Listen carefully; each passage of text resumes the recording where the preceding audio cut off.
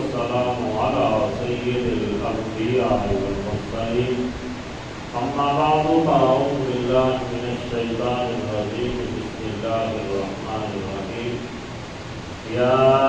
أيها الذين آمنوا اتقوا الله وذروا ما بقي من الربا إن كنتم مؤمنين فإن لم تفعلوا فأذنوا بحرب من الله ورسوله وإن تبتم فلكم رؤوس أموالكم لا تظلمون ولا تظلمون صدق الله العظيم. قابل وکالت آج ہمیں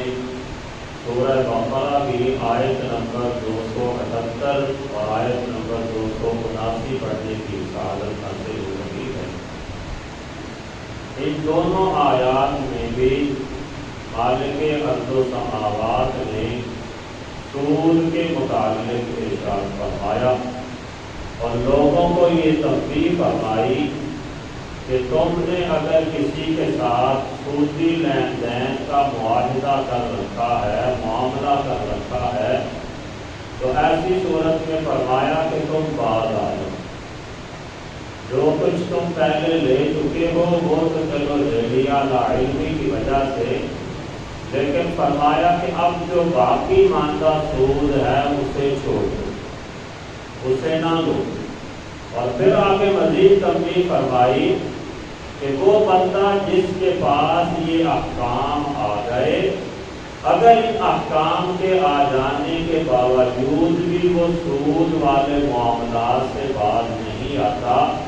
تو پھر فرمایا اس کے خلاف اللہ اور اس کے رسول کی طرف سے اعلان جنگ. اس قدر یہ بدترین قسم کا جرم ہے کہ اس جرم کے کرنے پہ اللہ تعالیٰ نے بندے کو اعلان جنگ کا حکم ارشاد فرمایا. اگر تم واقعتاً سچے مومن ہو تو پھر فرمایا تم اللہ سے ڈرتے رہو. اگر تم نے کسی سے سودی معاملات کر رکھے ہیں تو باقی ماندہ جتنا بھی سود ہے اسے چھوڑ دو. فَإِن لَّمْ تَفْعَلُوا فَأْذَنُوا بِحَرْبٍ مِّنَ اللَّهِ وَرَسُولِهِ. بس اگر تم ایسا نہ کرو تو اللہ اور اس کے رسول کی طرف سے اعلان جنگ سن لو. تنبیہ فرمائی کہ جو باقی ماندہ سود ہے اسے چھوڑ دو، لیکن ساتھ یہ بھی ارشاد فرمایا کہ جو باقی ماندہ سود چھوڑنے کے لیے تیار نہیں ہے بلکہ اللہ کے احکام آ جانے کے باوجود بھی سودی معاملات کرتا ہے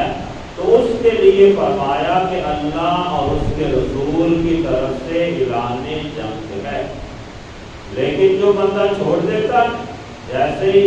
اللہ کے احکام آئے اس نے سوچا کہ پہلے تو جو معاملات ہونے سے ہو گئے،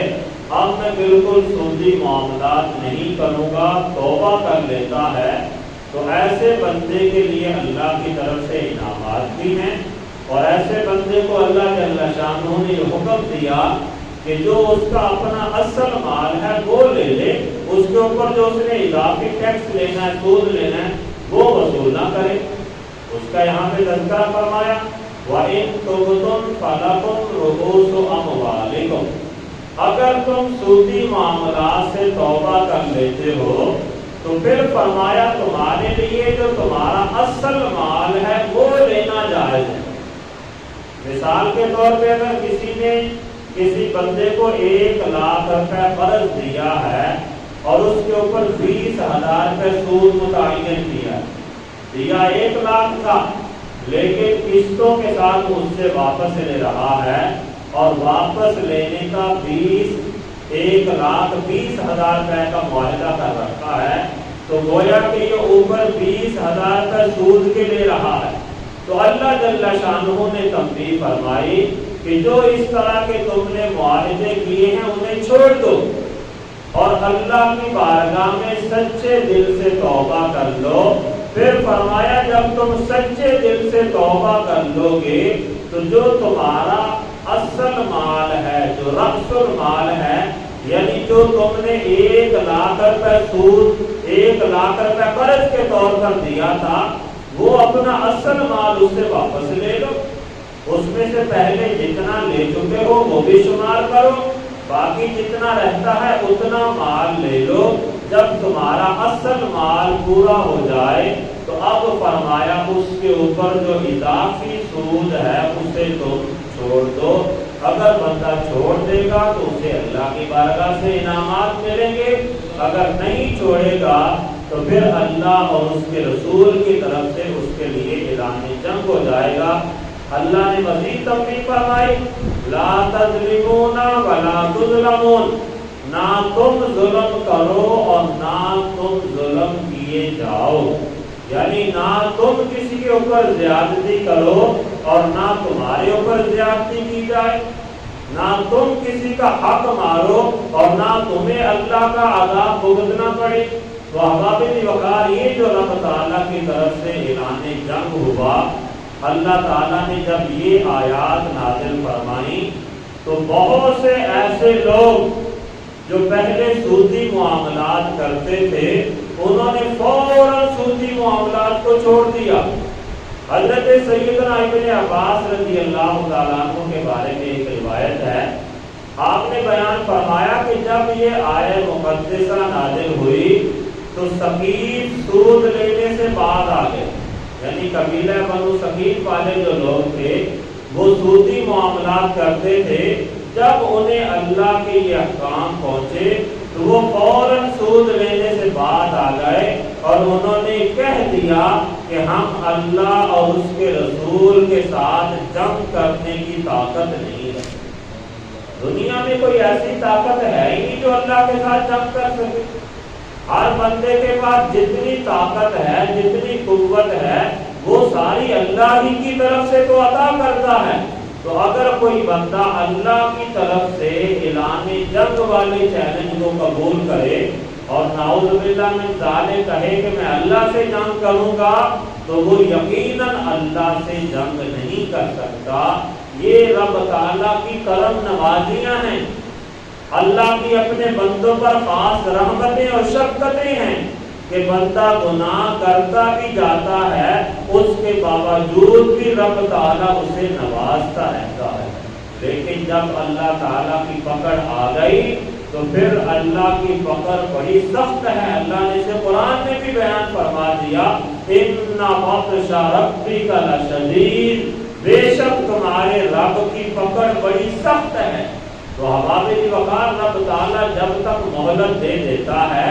بندہ یہ نہ سمجھے کہ مجھے تو حرام بالکل پچ گیا ہے، میرے تو موافق آ گیا حرام، مجھے تو کچھ ہوتا ہی نہیں ہے، میرا مال تو دن بہ دن بڑھتے ہی چلا جا رہا ہے، بلکہ وہ یہ تصور کرے کہ یہ اللہ کی طرف سے چھوٹ دی گئی ہے،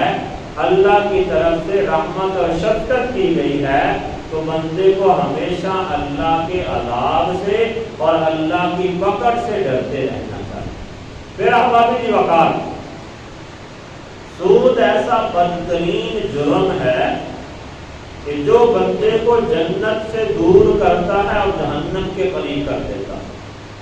نبی علیہ الصلوۃ والسلام کی اس کے بارے میں بہت سی احادیث ہیں۔ حضرت سیدنا جابر رضی اللہ تعالیٰ عنہ سے مروی ایک حدیث مبارکہ، یہی تفسیر تبیان القرآن میں اسے بیان کیا کہ ایسی آیت کے ضمن میں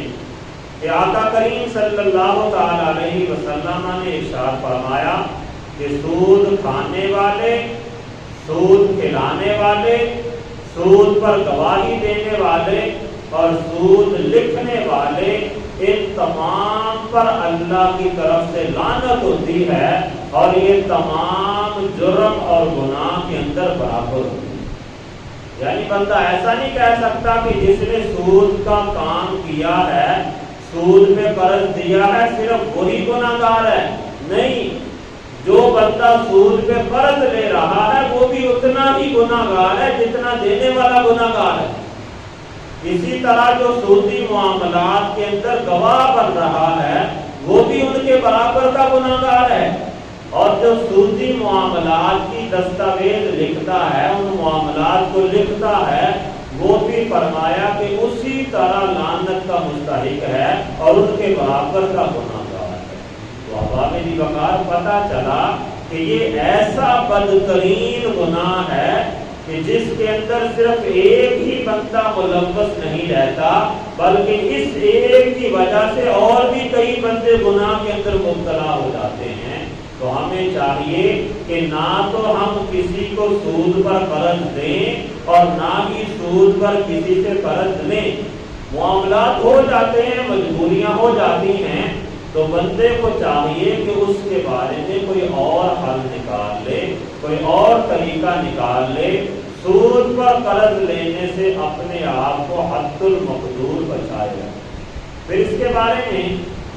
حضرت سیدنا ابو ہریرہ رضی اللہ تعالیٰ عنہ سے مروی ایک حدیث مبارکہ سنن ابی داؤد میں بھی ہے، سنن ابن ماجہ میں بھی ہے۔ آپ بیان فرماتے ہیں کہ رسول کریم صلی اللہ تعالیٰ علیہ وسلم نے ارشاد فرمایا کہ لوگوں پر ایک زمانہ ایسا آئے گا کہ کوئی شخص سود کھانے سے نہیں بچے گا، اور فرمایا جو شخص سود نہیں کھائے گا اسے بھی سود کا غبار ضرور پہنچے گا۔ اس سے مراد ہم آج کل کا زمانہ لے سکتے ہیں کہ آج کل کا دور ایسا ہے کہ ہمارے ہاں جو بینکنگ کا معاملہ ہے اس میں اکثر سودی معاملات ہوتے ہیں۔ تو نبی علیہ السلام نے ارشاد فرمایا کہ جو بندہ سود نہیں کھائے گا اسے بھی سود کا غبار ضرور پہنچے گا۔ یعنی اگرچہ وہ خود سود نہیں کھا رہا، لیکن بینکوں کے معاملات میں تنخواہیں لینا، وہاں پہ پیسے جمع کروانا پھر نکالنا، اس کی وجہ سے بھی سود کا کچھ نہ کچھ غبار اس مال کے اندر آ جاتا ہے۔ اگرچہ مجبوری کے تحت، ضرورت کے تحت بندہ اس طرح کے کوئی معاملات کر لیتا ہے، بینک کے اندر پیسے رکھتا ہے یا نکلواتا ہے، اس نے خود سود والا معاملہ نہیں کیا، اس پر بندے کو اس قدر گناہ والا معاملہ تو نہیں ہوگا، لیکن فرمایا کہ اسے اس سود کا غبار ضرور پہنچے گا۔ یعنی وہ پیسہ جو سود پہ دیا گیا یا سود پہ لیا گیا وہ پھرتے پھراتے اس کے ہاتھوں کے اندر بھی آ جائے گا۔ تو حبابی وقار حق المقدور بندے کو سود والے معاملات سے پرہیز کرنا چاہیے۔ پھر یہ اتنا بدترین گناہ ہے، نبی علیہ الصلوۃ والسلام نے اس کے بارے میں یہ بھی ارشاد فرمایا، حضور نے ارشاد فرمایا کہ جس رات مجھے معراج کروائی گئی، تو آقا کریم صلی اللہ علیہ وسلم نے ارشاد فرمایا کہ معراج کی چھپ دیگر جو مجھے اللہ کی طرف سے نشانیاں دکھائی گئیں اور دیگر جن چیزوں کا معائنہ کروایا گیا، ان میں سے حضور نے ایک یہ بھی ارشاد فرمایا کہ مجھے ایک ایسی قوم کے پاس سے گزارا گیا، ایسے لوگوں کے پاس سے گزارا گیا جن کے پیٹ کوٹھڑیوں کی مانند تھے، مکانوں کی مانند تھے، اور فرمایا کہ ان کے پیٹوں کے باہر سے سانپ دکھائی دے رہے تھے۔ ان کے پیٹ بہت بڑے ہو چکے تھے اور ان کے پیٹوں کے اندر باہر سے ہی سانپ دکھائی دے رہے تھے۔ جب نبی علیہ الصلوۃ والسلام نے استفسار فرمایا کہ یہ کون لوگ ہیں جنہیں اس قدر عذاب دیا جا رہا ہے کہ ان کے پیٹ اتنے بڑے کر دیے گئے اور ان کے پیٹوں کے اندر سانپ پیدا کر دیے گئے، تو حضرت سیدنا جبرائیل علیہ السلام نے ارشاد فرمایا کہ یہ سود کھانے والے لوگ، یہ وہ لوگ ہیں جو دنیا کے اندر رہتے ہوئے سودی معاملات کرتے تھے، سود کھاتے تھے، تو انہیں یہ عذاب دیا جا رہا ہے کہ ان کے پیٹ بڑھا دیے گئے اور ان کے پیٹوں کے اندر سانپ پیدا کر دیے۔ تو احباب وقار ہمیں چاہیے کہ ہم کسی بھی طرح کا جو حرام مال ہے اس سے اپنے آپ کو بچائیں۔ بالخصوص سود تو اتنا بدترین قسم کا گناہ ہے، اس کے بارے میں ایک روایت میں اس طرح سے بھی آتا ہے، نبی علیہ السلام نے ارشاد فرمایا کہ سود کے 70 گناہ ہیں، یا ایک جگہ پہ فرمایا سود کے 70 درجے ہیں، اور ان میں سے فرمایا جو سب سے چھوٹا درجہ ہے اور جو سب سے چھوٹا گناہ ہے وہ فرمایا یہ ہے کہ بندہ جیسے اپنی ماں کے ساتھ بدکاری کرے، زنا کرے، یہ فرمایا سب سے اس سے چھوٹا درجہ ہے، اور باقی اس کے 70 درجے اس سے بھی بڑے۔ یعنی ماں کے ساتھ بدکاری کرنا، یہ ہر بندہ اسے کس قدر کبیر اور کتنا بڑا جرم سمجھتا ہے، تو نبی علیہ السلام نے ارشاد فرمایا کہ زنا کرنا، سودی معاملات کے اندر مبتلا ہونا، یہ اپنی ماں کے ساتھ زنا کرنے سے بھی 70 گنا زیادہ بڑا ہونا۔ تو اللہ تعالیٰ کی بارگاہ میں دعا ہے کہ رب تعالیٰ ہمیں سود کے معاملات سے بچنے کی اور ہر طرح کے حرام مال سے اپنے آپ کو محفوظ رکھنے